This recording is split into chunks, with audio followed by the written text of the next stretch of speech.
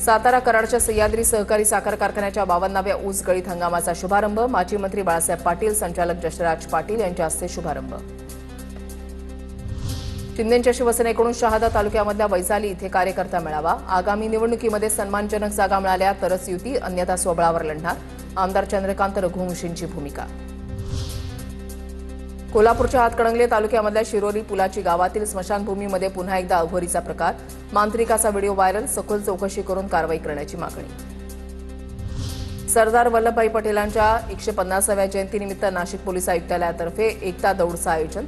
एकता दौडमध्ये तरुणांसह महिलांचा मोठ्या प्रमाणात सहभाग।